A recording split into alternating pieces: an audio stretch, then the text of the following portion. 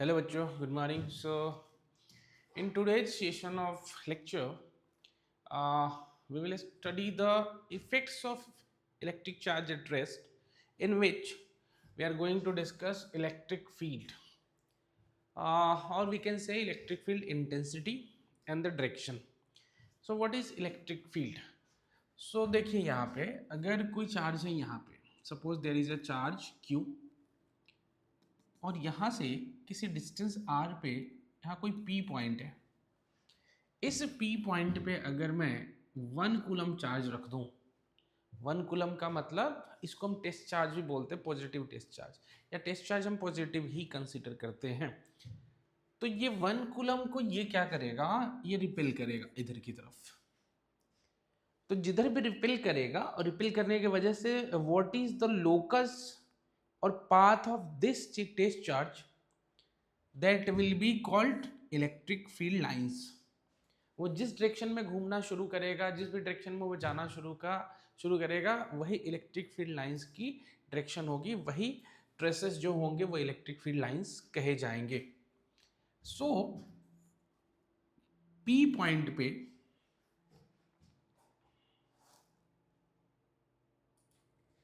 Okay, सो ये जो charge है ये प्लस चार्ज है, इसके वजह से जो इलेक्ट्रिक फील्ड की डायरेक्शन होगी वो इधर होगी, ठीक है, इधर होगी।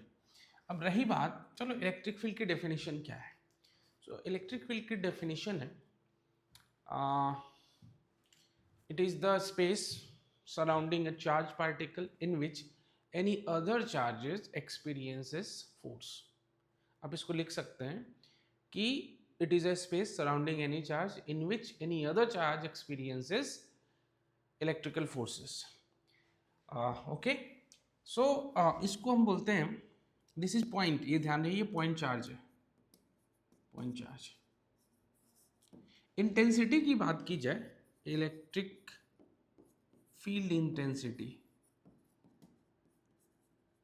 Electric field intensity. इससे पहले कि मैं ये आपको सिखाऊं, ये आपको पढ़ाऊं, आपको थोड़ा सा इस चीज़ का एक नॉलेज होना चाहिए कि इसके वजह से इलेक्ट्रिक फील्ड लाइन अवे होगा, क्योंकि हम प्लस चार्ज जैसे प्लेस करेंगे तो ये अवे मूव करेगा। लेकिन अगर माइनस चार्ज होगा और यहाँ पे 1 कूलम प्लेस करेंगे तो ये जाके चिपक जाएगा। सो आपको एक बेसिक आइडिया होनी चाहिए कि पॉजिटिव चार्ज के वजह से इलेक्ट्रिक फील्ड अवे होता है पॉइंट से, और निगेटिव की वजह से टूवर्ड्स होता है। बस इतना ज्ञान होना चाहिए तो अभी का काम हो जाएगा। Electric field intensity is the magnitude, that magnitude is force upon charge, that is force upon charge. अगर आपको वेक्टर लगाना है, यू कैन हैव वेक्टर। इस हिसाब से एसआई यूनिट हो गई हमारी, SI unit that is newton per coulomb, newton per coulomb. इसकी डायमेंशन की बात करें तो newton you know very well, M L T -2, coulomb is charge, charge को हम AT बोलते हैं। So it will be M1 L1 T-3 A-1, ठीक है। तो this is the SI unit, और ये एक वेक्टर क्वांटिटी होती है। ये क्या होती है? वेक्टर क्वांटिटी होती है। तो फिर अगर वेक्टर क्वांटिटी होती है तो ये सुपरपोजिशन प्रिंसिपल को भी ओबे करने वाली है। नेक्स्ट इज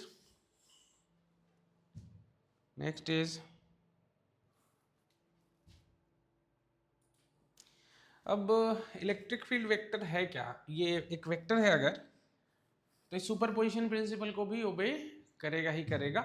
लेकिन उससे पहले electric field due to a point charge, electric field एक पॉइंट चार्ज की वजह से, ठीक है। Okay, so electric field due to a point charge की बात करें, यहाँ पे कोई पॉइंट चार्ज है Q, और यहाँ से R डिस्टेंस पे मुझे इलेक्ट्रिक फील्ड चाहिए। तो इसके वजह से जो इलेक्ट्रिक फील्ड का डायरेक्शन होगा दैट इज EP, इधर की तरफ होगा। सो EP will be in magnitude, EP will be force, suppose यहाँ पे कोई Q चार्ज है, फोर्स अपॉन दैट चार्ज। जो टेस्ट चार्ज होगा ना उसी को हम डिवाइड करेंगे, ध्यान रहे, फोर्स हमारा हो जाएगा K q q by are square upon q, so it is K Q by are square. अब आपको साथ में मैं एक वेक्टर लिखना सिखाता हूँ। अगर आपको वेक्टर के फॉर्म में चाहिए ये, तो आप सीधा सीधा कर दोगे K Q by are square into R cap. R cap आपको पता है कि आर कैप होता है R upon R, R vector upon R. तो यहाँ से इलेक्ट्रिक फील्ड हो जाएगा K Q by R Q into R vector. So आप ऐसे भी लिख सकते हो, कोई दिक्कत वाली बात नहीं है। So this is due to a single point charge in free space. K की वैल्यू हमारी हो जाएगी 1/4 पाई एप्सिलॉन, जिसको हम बोलते हैं 9 into 10⁹ approx, and that is newton metre square by coulomb square. Alright, अच्छा नेक्स्ट, सुपर पोजिशन प्रिंसिपल भी ये फॉलो करता है। Superposition principle, superposition principle क्या है कि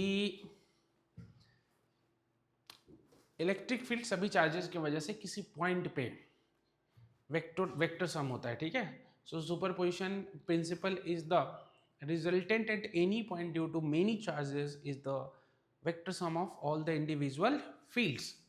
ओके, सो सपोज यहाँ पे Q1 चार्ज है, यहाँ पे Q2 चार्ज है, यहाँ पे Q3 चार्ज है, and you need to find electric field at point P। So you have to do this, क्योंकि ये इलेक्ट्रिक फील्ड लाइन्स उसी दोनों पॉइंट को मिलाने वाले लाइन का लॉन्ग होता है। दिस इज सपोज यहाँ पे -Q4 है, so this is like this, क्योंकि निगेटिव है तो टूवर्ड्स इधर होगा। So suppose this is E1 vector, E2, E3 and that is E4। So E net जो हम लिखेंगे, E net at point P is the vector sum of all the individual charges, that is E1 plus E2 plus E3 plus E4. This is the superposition principle. Okay, so you need to find this E1, E2 and E3. Suppose this distance is R1 and this is R1 cap, R2, R3 and R4. So you can write in vector form like EP is K Q1 by R1 cube into R1 vector plus K Q2 by R2 cube into R2 cap plus K Q3 by R3 cube into R3 vector plus K Q4 by R4 cube into R4 cap। Plus minus वो vector automatically adjust कर लेगा, आपको minus sign वहाँ लगाने की ज़रूरत नहीं है जब तक आपको समझ नहीं आता है। तो वेक्टर अगर बेसिक्स आपका क्लियर है, डायरेक्टली आप पुट कर दीजिए वेक्टर फॉर्म में, वो अपने आप एडजस्ट कर लेगा। Next, now we have to do some questions based on it, like suppose this is a equilateral triangle out of which this is Q1, Q2 and Q3. Okay, and we need to find electric field at this point, suppose A, at center point B।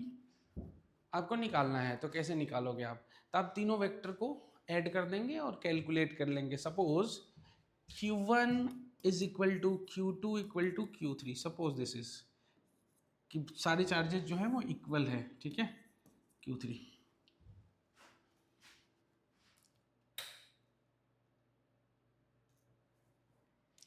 तो आप क्या करोगे, इस plus के वजह से इधर की तरफ एक इलेक्ट्रिक फील्ड होगी और इसके वजह से इधर की तरफ इलेक्ट्रिक फील्ड होगी। Suppose this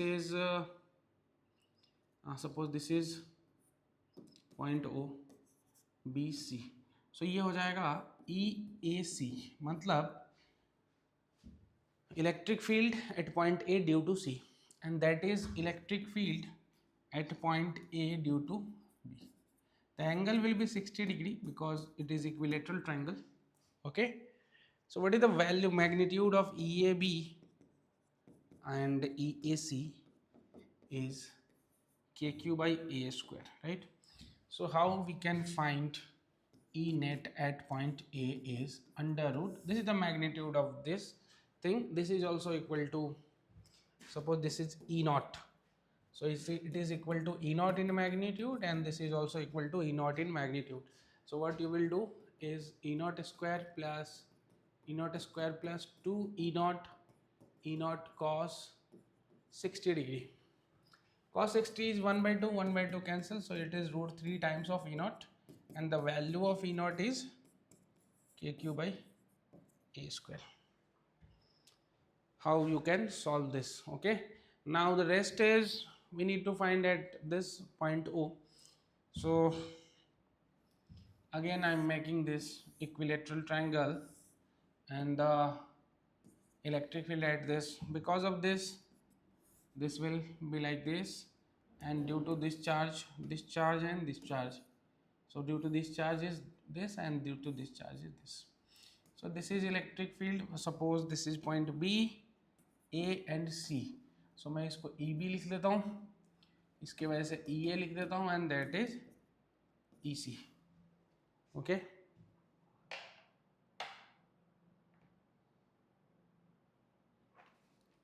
Okay. So we have three vectors, this, and this, and the magnitude of both is equal. Why? Because this distance is equal, this distance is equal. So suppose this is A and A, तो ये R होगा, ये R होगा, तो ये भी क्या होगा, R होगा. तो आपको दिख रहा है कि ये अगर E नॉट मैं ले लूँ या E ले लूँ, तो ये भी E होगा और ये भी E होगा. So here EA equal to EB equal to EC in magnitude, that is equal to E, and that is nothing but KQ by R square. अब ये जो R है ये कैसे निकालेंगे, ये अलग कहानी है. सपोज मैं इस R को निकालने के लिए ये वाला ट्रायंगल बाहर निकाल लेता हूँ, दिस ग्रीन ट्रायंगल. तो this is A/2, this is R, and this is 30 degree. So you know very well, you know this value, and you need to communicate with them. So sin 30 is cos 30 is base upon hypotenuse. So base is 1 A/2 and hypotenuse is R, so it is A/2 cos 30. So A/2 cos 30 is root 3/2, 2 cancel. So R की value आप याद रखिएगा, that is A/√3 होता है. हालांकि हमको उसकी ज़रूरत नहीं पड़ेगी. पॉलीगन्स लॉ से देखें या फिर ऐसे भी देखें, ये एंगल 120 होगा तो इनका रिजल्टेंट E इधर ही होता है. हमने 11th क्लास में पढ़ा हुआ है ये अच्छे से कि दो वेक्टर का जो दोनों के बीच एंगल कितना है 120 डिग्री, तो रिजल्टेंट उनके बीचों बीच होता है और इक्वल होता है. तो ये दोनों आपस में कैंसिल हो जाएगा. या फिर आप पॉलीगन लॉ से भी देख सकते हो, एक वेक्टर ऐसे जा रहा है, एक वेक्टर ऐसे जा रहा है और एक वेक्टर ऐसे जा रहा है, तो पॉलीगन से ई नेट क्या हो जा रहा है, O पॉइंट पे 0. सो अगर रेगुलर पॉलीगन है, if there is regular polygon out of which similar charges are placed on every corner, then the net electric field is 0 at the center of that object. जो भी आपका polygon है उसके वजह से होगा. ये हमने कूलम्स लॉ में भी पढ़ा था, यहाँ पे भी सिमिलर रहेगा, कोई भी चेंजेस नहीं रहेंगे. ऑलराइट.